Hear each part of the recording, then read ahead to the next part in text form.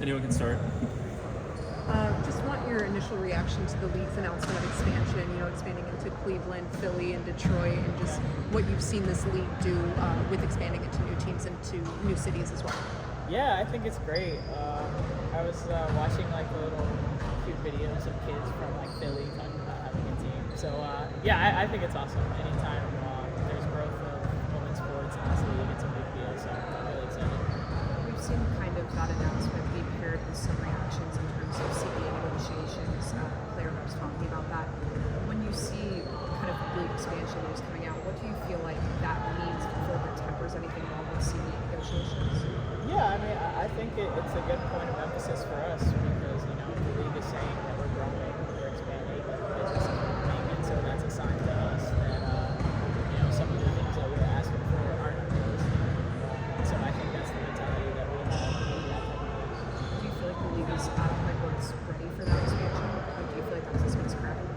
Yeah, I mean, that's essentially what they're showing us, right? So over the next couple of years, they're banking on, this growth to be sustained.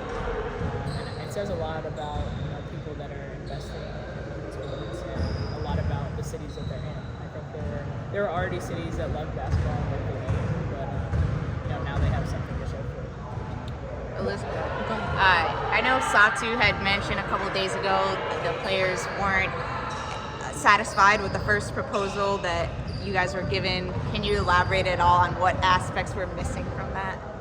I mean, I can't really go into details, obviously, but I think we still feel like they're not really hearing us clearly and fully in what we're asking for. And so, again, when you have news like evaluations of teams and you have news around expansion, then for us, we feel like we should be getting more. So that's really what it's about.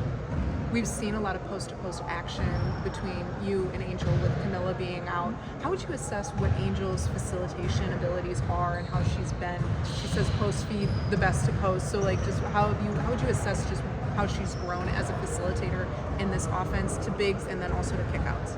Yeah, I mean, I think it's an underrated part of her game. I think some of our best games are when Angel has really high assist numbers because that's saying something about the spacing that we're playing with and the pace that we're playing with.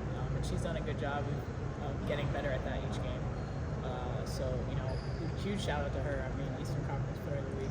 That is no easy feat, and that says a lot about her and how much work she's been putting in. So, yeah. We've seen. I was just gonna say, but it's not just her. It feels like you guys collectively have really put in the work lately and are starting to see some results. What does that mean to this group? Yeah, it's big. I mean, we had multiple double-digit scores. You don't want the onus to just be on one player. I think it's us, buying into the way that Tyler wants us to play and playing with a little more patience too. We've taken care of the ball a lot better the last couple of games, and that's helped us get a couple more wins. So. It seems like you've also gotten, now that you're getting more minutes than you did at the beginning of the season, you just looked a lot more confident, especially in that last game where it seemed at the start of the game you were just like, let me have the ball, let me score after, what happened in the Valkyries game.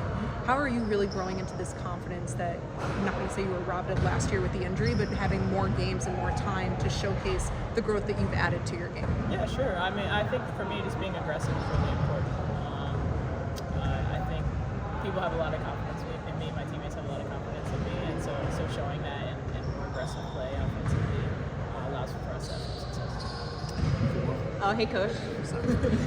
So adding more teams, that will probably be more games in the season. We were already kind of talking about that.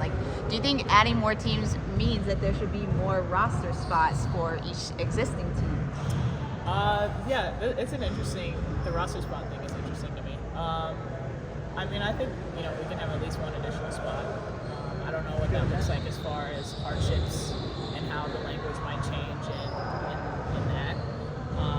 But, it doesn't hurt. But we play a 40-minute game. We don't play a 48-minute game. And so you don't just want players sitting around either. And so that's kind of where I sit when it comes to rosters. Is there any, as you approach this much expansion, you guys are obviously trying to make this very much like a first league. Is there any trepidation about the amount of expansion drafts that are going to occur as a result of bringing in this many teams? Yeah, it's hard to say. You can't really predict the future in a sense. But you are banking on the growth. You are banking on more girls playing sports.